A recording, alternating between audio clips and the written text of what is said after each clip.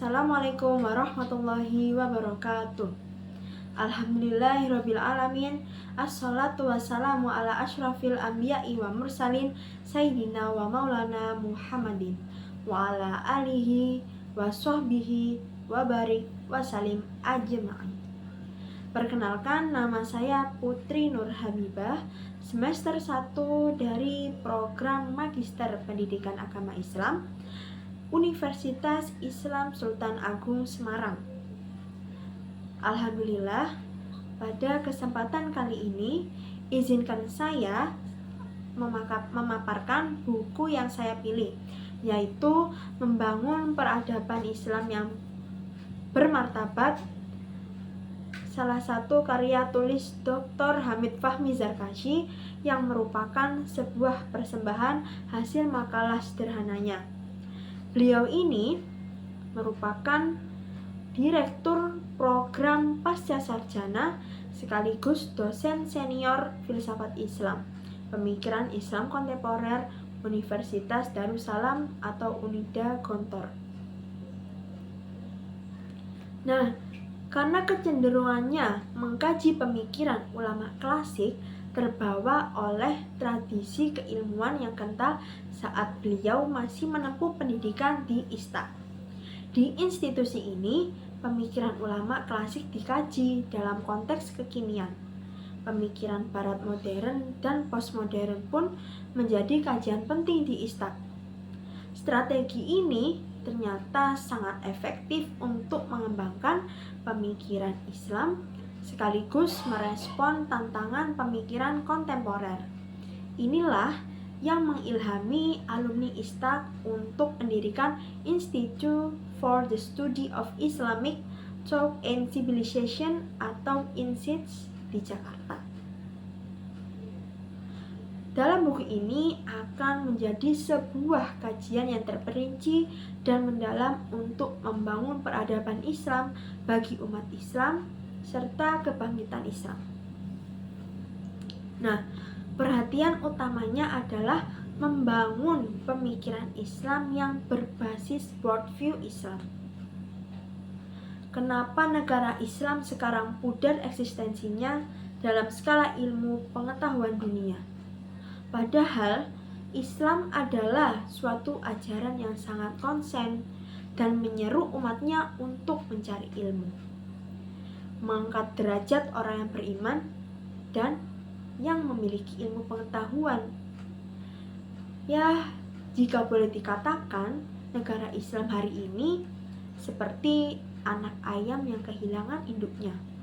Walaupun sebagian ahli berpendapat kemunduran umat Islam dikarenakan banyaknya faktor, diantaranya dari eksternal maupun internal. Sebab di era globalisasi yang didominasi oleh arus pemikiran dan kebudayaan barat saat ini, Islam perlu meneguhkan identitasnya bukan hanya sebagai agama yang cenderung dianggap penebar benih-benih terorisme dan tindak kekerasan, akan tetapi dengan membuktikan bahwa Islam telah berkembang menjadi peradaban yang bermartabat, yang kaya dengan konsep dan sistem kehidupan yang teratur selama berabad-abad lamanya, bersikap toleran dan mengayomi peradaban lain. Lalu, di mana letak kemuliaan itu sekarang? Ironisnya, dewasa ini yang terjadi pada umat Islam di seantero bumi adalah penyerangan, pembantaian umat, pertikaian antar ideologi yang notabene juga dalam tubuh umat Islam itu sendiri. Ya, pada akhirnya melahirkan peperangan dalam satu akidah. Karena yang harus dipahami oleh umat Islam sekarang adalah bagaimana caranya memulai dan membangkitkan kembali marwah Islam ke pentas dunia, yaitu dengan mengusung trilogi mencipta kedamaian umat, memberikan kesejahteraan, dan melahirkan peradaban.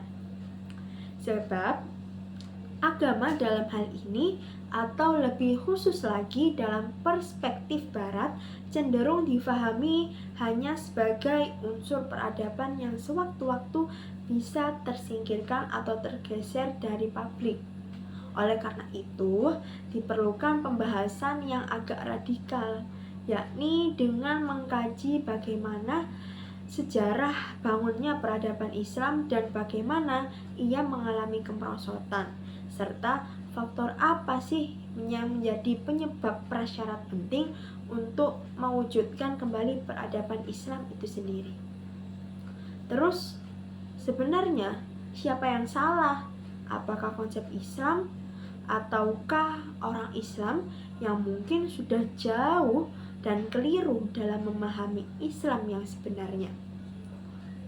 Nah, kita masuk untuk mengulas kembali pemikiran Dr. Hamid Fahmi Zarkashi, seorang cendekiawan Muslim Indonesia yang menaruh perhatian terhadap belantika pemikiran dan peradaban Islam. Sebelumnya, beliau ini ingin memulai dengan ungkapan seorang ilmuwan besar dunia Albert Einstein, ilmu tanpa agama buta, agama tanpa ilmu lumpuh. Artinya, agama dan ilmu seperti salah satu sisi mata uang yang saling mengikat dan memberi makna. Hubungannya tak saling terpisahkan. Ia tereduksi dalam konsep Islam. Dalam Islam, tidak dikenal pemisahan antara agama dan ilmu pengetahuan, karena agama dalam Islam bersumber dari wahyu atau Al-Quran yang berbicara tentang ilmu dan kebermanfaatan ilmu kepada manusia.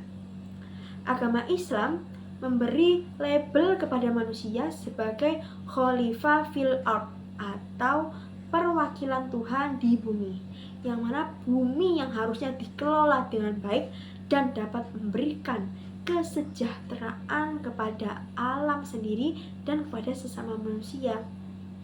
Meskipun petunjuk hidup Al-Quran telah diwahyukan, namun dewasa ini kemauan untuk mempelajari kandungan Al-Quran secara mendalam dan kritis sangat miris dan sangat kurang. Hal ini bisa kita lihat di sekolah maupun perguruan tinggi.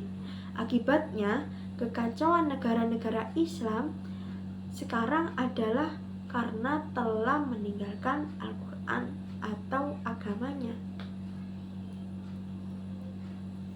Padahal, jika kita lihat secara historis, perkembangan ilmu pengetahuan yang berperadaban ini di Jazirah Arab dari Khalifah Bani Umayyah, Abbasiyah, terus Umayyah yang kedua, dan Khalifah Turki Utsmani adalah dengan menginternalisasikan nilai-nilai agama dalam setiap aktivitas kehidupan, sehingga peradaban Islam muncul ke pentas dunia.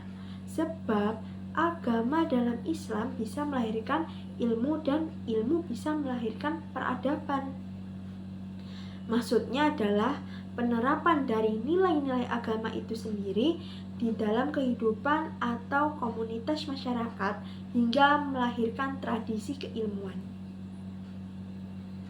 Agama di sini jangan dipahami secara sempit saja, yang hanya berkutat pada ibadah-ibadah pribadi, tapi pahamilah agama Islam secara betul dan universal yang pernah dibawa dan disampaikan oleh baginda Nabi Muhammad SAW.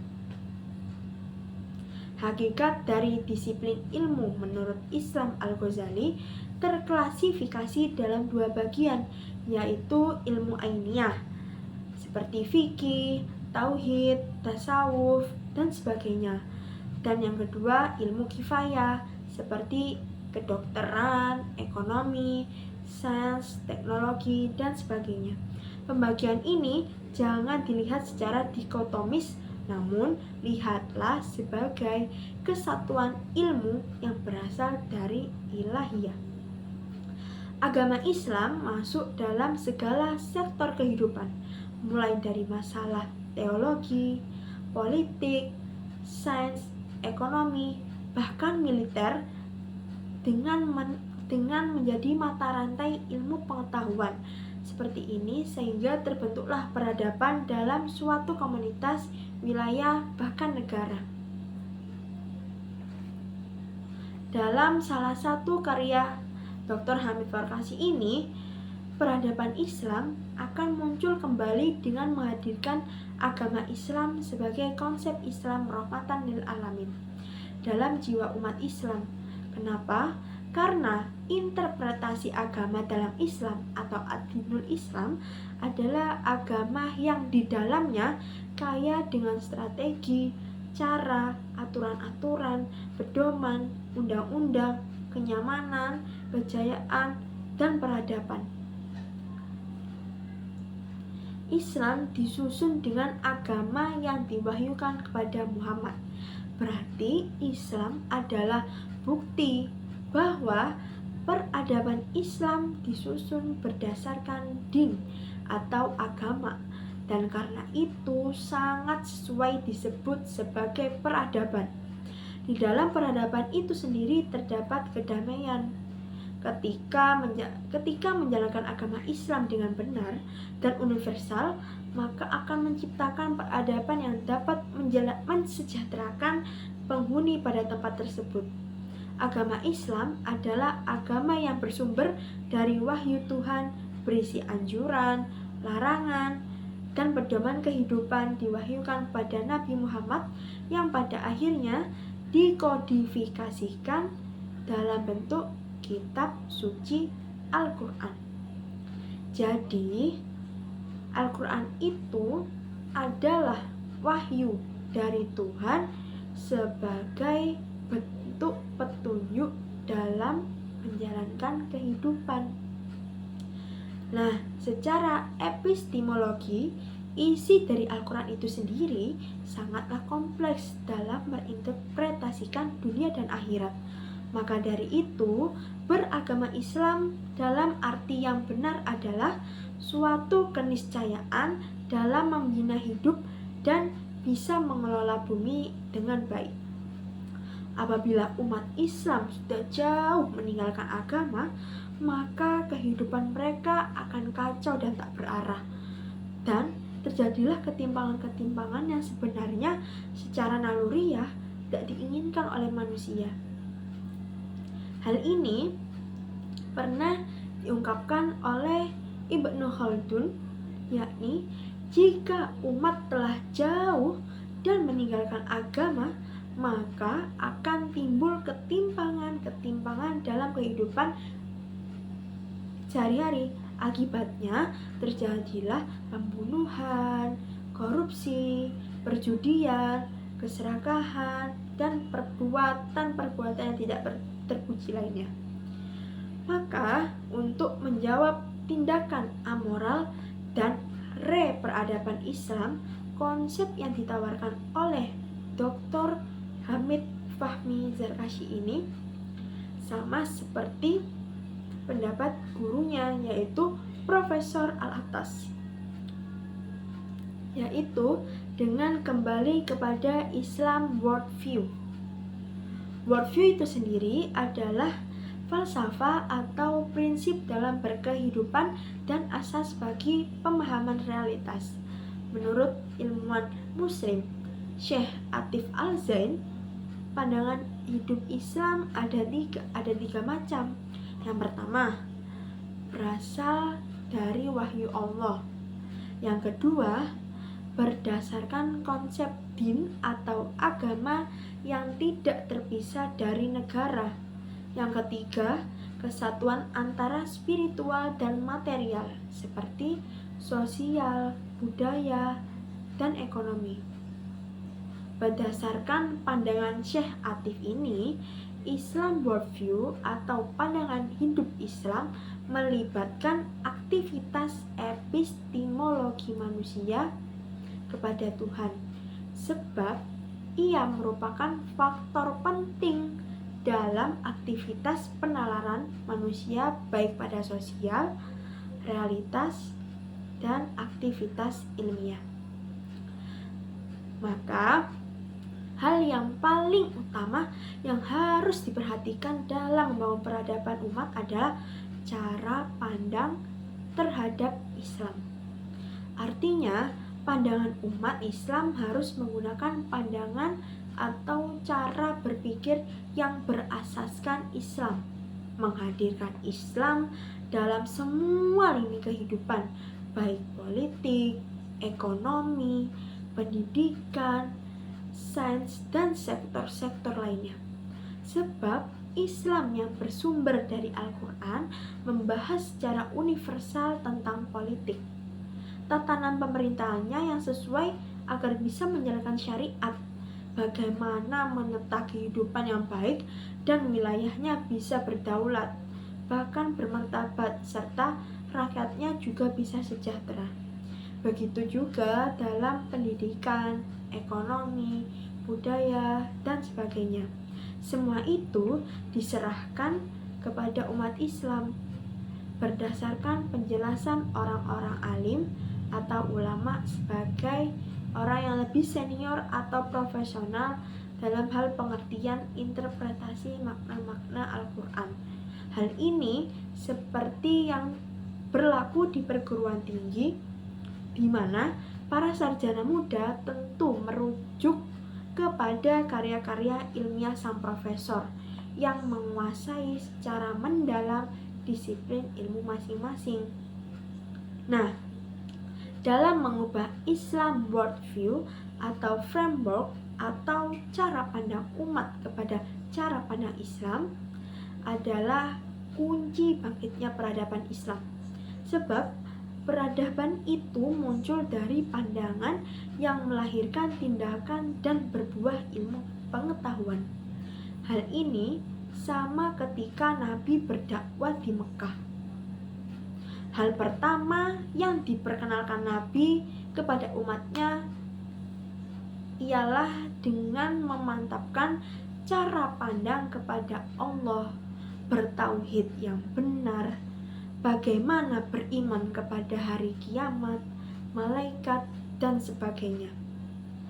Singkatnya, di awal periode Mekah yang diajarkan Nabi kepada umat adalah memposisikan cara pandang atau berpikir yang benar tentang nilai-nilai teologi dan ketuhanan.